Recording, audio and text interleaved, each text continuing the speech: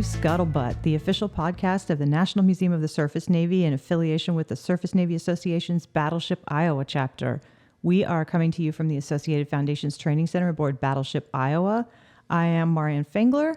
I am here once again with COO Mike Getcher, and we have three members of Iowa's 1980s recommissioning crew with us today. We have Bob Lemmond, Marty Palmiere, and Scott Williamson, and we are continuing a conversation we started in our last podcast, so let's get back into it. When you go down the ladder towards the third deck, as you're standing on the third deck by about 2.5, 3 feet above the deck, that's the water line. Yeah. Yeah, in fact, it's third deck right now forward because we have almost 6 foot of drag. Stern is much lower. But you're 6 feet off the water up forward on third deck, just forward to frame 50. So, but normally you're deeper. We're really light. We're 27.3 forward, 32.6 aft. So we're popping a wheelie. That's the way it is. But speedboat. What about the high speed runs? That great picture from the 80s with the rooster tail almost. Yeah, 32.5 knots. Yeah. You guys remember those? I can remember the full power runs and watching on the many ships that I've been on, but watching those rooster tails and all of that. Oh man, it's unofficial. We did better than 32 knots. I know. We had her 36.6. And nice. Chief engineer, he says, she's a 50-year-old lady, boys. We gotta go easy on her. She's waltzing like a champ the way it is, and it was pretty. You talked about the shaking. You couldn't even keep a coffee cup on the CPO mess table. No, started doing this. No, you're right. Started rocking across the table. Yeah, it's hard to imagine. Go ahead. We wouldn't be having this conversation right now. We'd be screaming at each other. Yeah. In CPO? Yeah. Wow. The rumble, just the hydrodynamics of the wheels and the propellers. You're right above the screws. Yeah. Blah, blah, blah, blah, blah, blah, blah, blah, You got all that cavitation and Oh my God! Yeah, That's cool. You can hear it slamming. Boom, boom, boom, boom, boom, boom, boom, boom, boom. Yeah, it's like the whole back kind of rumbled. Yeah, it was pretty wild. And once you've ever witnessed and smelled a broadside, I mean. Fireworks mean absolutely nothing. They really don't. And if you've ever stood and watched one of those 16-inch projectiles come out of the barrel and watch it just disappear, that's an amazing thing. Yeah, it really is. And to know that they can turn all of them and with one trigger fire all 9 of them at one time, and if you've been. Whoa! We just had a lighting interruption. Last call. George is playing with the MBTs again. Yeah, hopefully it didn't sound like a shipwide. Well, we still had power to all the equipment. I saw that. That's probably the lighting. A little later on, we had a shakedown cruise, and not a shakedown cruise, a dependence cruise. Yeah.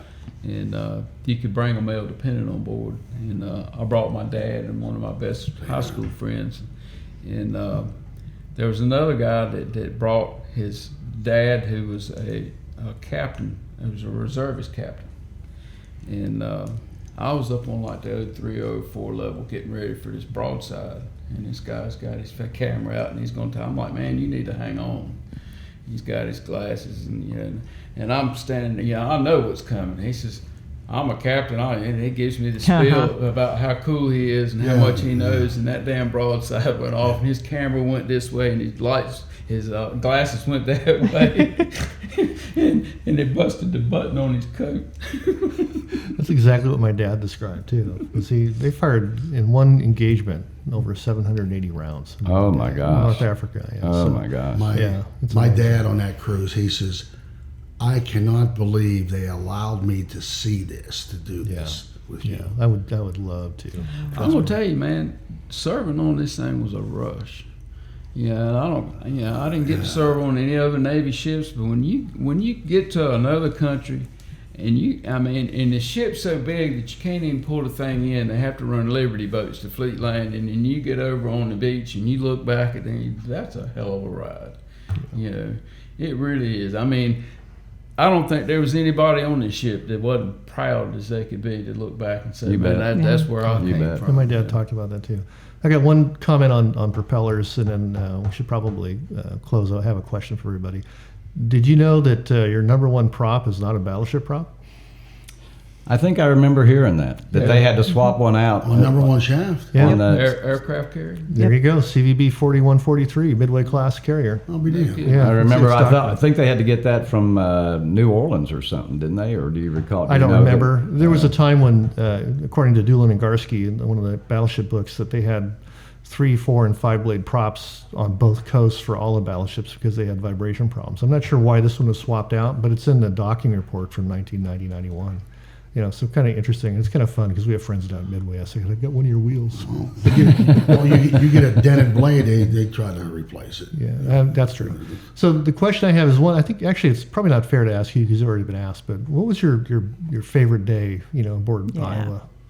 Because that's kind of fun. I guess I would probably say. I mean, there's just no describing. And I hate that Scott wasn't there, but Marty was there. But the commissioning ceremony, the recommissioning ceremony. Yeah. Good deal. All of a sudden, all of the months, and in some people's cases, years of hard work, and now we were getting to see and not only were we getting to see the fruits of our labor, but our families, our friends, our families that had sacrificed time away from us for months because we were busy putting it, but they were getting to enjoy or see the fruits of those labors as well. And that recommissioning ceremony, there have been, I made chief and a lot of good things in the Navy, but I'll be honest with you, that recommissioning ceremony, when they brought the ship to life and we all ran aboard and manned the rails, that was a pretty fulfilling feeling. I mean, it was very rewarding, and it just seemed like all of a sudden it made a lot of the hard work and a lot of the sacrifices that we had made worth it. Yeah, that's cool. Scott, what about you? I actually have two that I can think of that really stick out. The one is on the Tiger cruise, getting to have my friend and my dad here, to see a broadside, because my dad still says that's at the top of his bucket list. And the other one this is kind of funny. I came across this picture the other day. I was the Easter Bunny. For the kids. No. This is cool though. Yes, he was. Yes, he was. I was the Easter Bunny for the kids' Easter egg hunt over in the park when we were in Norfolk, and I had this bunny suit on. Man, I was decked out to the nines, but I wasn't gonna wear them damn feet. Was that your idea? So I had on a pair of Docksider shoes, and I had the whole suit on and everything, and all these little kids are having such a big. And this one little kid comes up to me, he says, "You're not the Easter Bunny." He didn't have feet like that. And man, that thing tickled me. I mean, but those are probably my two favorites. You're going to have to share that picture now, Yeah, you? yeah. I will. Yeah. Definitely. I definitely want to see that. I sure will. That's hilarious. If you don't mind, I would like to tell a little story real quick. Absolutely. Don't mind at all. I served on the Iowa for a couple of years, and when I was on board, Master Chief Bobby Scott was the command master chief, and got to know him through personnel. And his office was right down there next to Bobby and mine's on the NESO office, and what a hell of a nice guy. And I met Pat Nude, didn't know him real well, but I know he was a hell of a nice guy too. But Bobby Scott was just, he was something else. And my mom, as it turns out, was a Scott. And I was named after that side of the family, and my name's Scott. I was actually named after both granddads. And in doing some genealogy a few years ago, we found out that we were direct descendants of a General Scott in the Confederate Army, Civil War, whatever you want to call it. And his name was George Winfield Scott. Well, guess who else was kin to George Winfield Scott? Master Chief Bobby Scott. So last time I was out here in 2019, I got elected as the secretary for the Veterans Association, and got kind of reconnected with a lot of the shipmates that I'd lost touch with. Not long after that, I found out that I was sick with cancer, and catching up with one of actually it was Steve Mason. He reached out to me and we were talking. He said, man, I was flipping through eBay the other day and I found Master Chief Bobby Scott's cruise book on there. And I said, you're kidding. And he said, no. He said, and they want a stupid amount of money for it. It's out somewhere in the Midwest. And I couldn't live with that, Didn't need to be on eBay to start with. Yep. Second of all, if it wasn't with his family, it needed to be here. So that's what I asked for Christmas that year. So my family got together and pitched in. I'm here today to bring Bobby Scott's cruise book and donate it to the museum. So, Amen. That's awesome. As the son of a battleship sailor, I get what this means. I was looking at my dad back in '95, and I knew things weren't really well. And I was actually going to get underway in one of my jobs, heading across the Atlantic shortly. And I decided, it's time to take him back to his ship. And he hadn't been back since he stepped off in Bremerton in '45. He was on it the entire war, from '42 to '45. And to watch him, even at that, in his frail condition at the time, get up the brow and step aboard his ship, it's an incredible experience for us, and it still is for me. It gives me goosebumps even now to have you guys here, part of last night, just having dinner with you, sharing stories, swapping sea stories, lies, all that kind of fun stuff. And the friendship that I've had, and I've been honored with, you guys call me shipmate, and that's profoundly emotional for me, but it's just absolutely wonderful to have you guys come back. And shouldn't be emotional at all. It's heartfelt. We mean it. It's genuine and it's heartfelt. This is your ship, and and it's in some ways, we're the fourth crew, but this is always your ship. It's our ship because of you. Yeah. And you need to embrace that. Without breaking it, of course.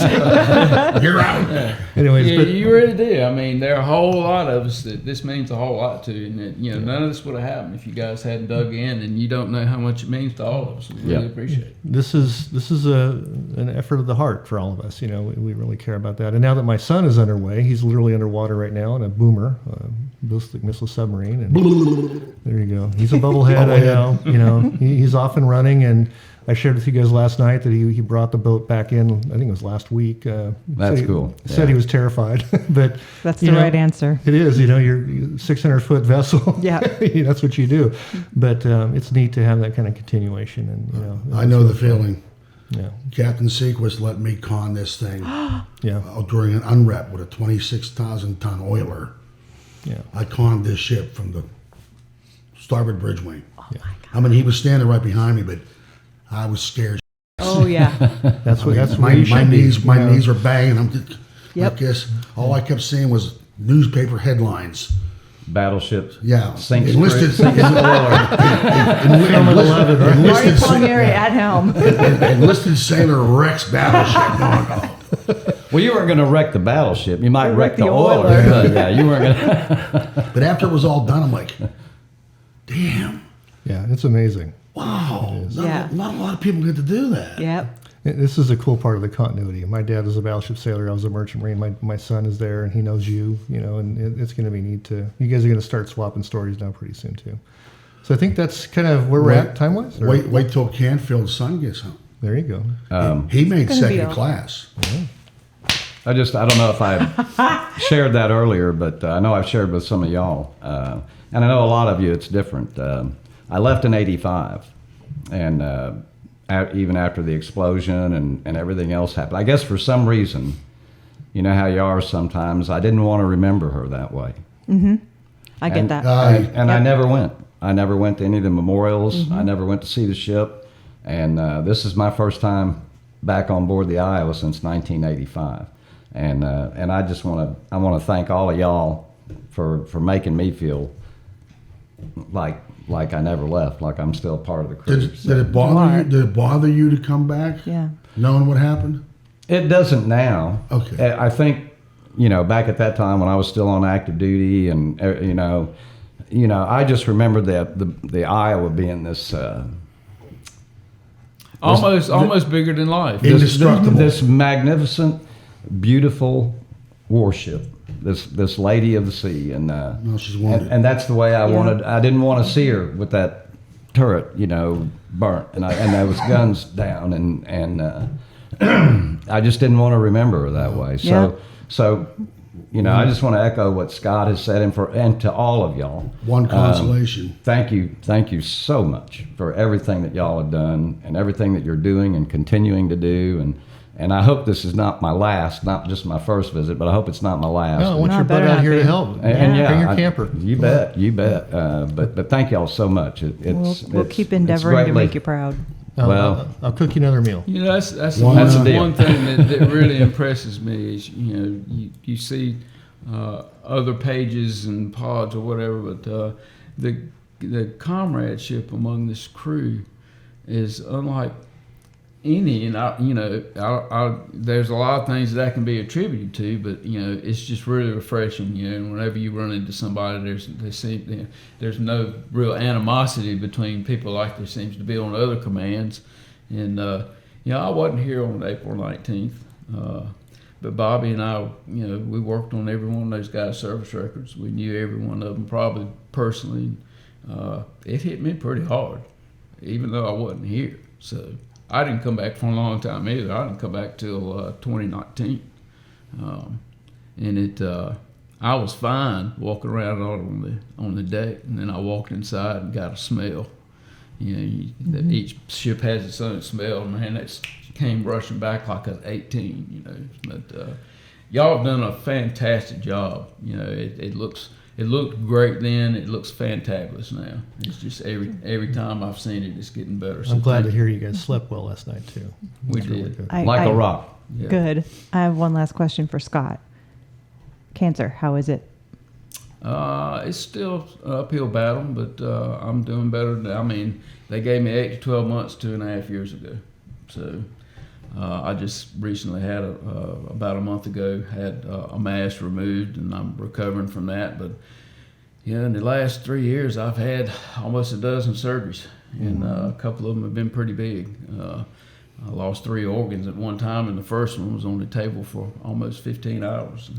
And, I'm still here to tell about it. I didn't think I'd ever make it back to see the ship, so I'm tickled to be here. I'm glad y'all are so open to having the old shipmates on board, and it's great to see folks that I serve. This is actually the first time that I've come out and actually run into people that I actually work with, so that's really nice. There was no confusion on the quarterdeck. We all recognized each other at the same time. It was like, Nice. That's the coolest part about Yep. working here. It absolutely is. It is, definitely. So with that, So is it with time? that, yeah. Get 'em- Thank you guys so much for taking the time to hang out a little bit. Yeah. Really appreciate it. Glad you're here. Come back again. You bet. And for all Yep. those listening, as usual, if you have any questions, comments, feedback, topics that you would like us to discuss, send them to podcast@labattleship.com, PODCAST at, as David Canfield likes to say, labattleship.com. French. And we will see you next time.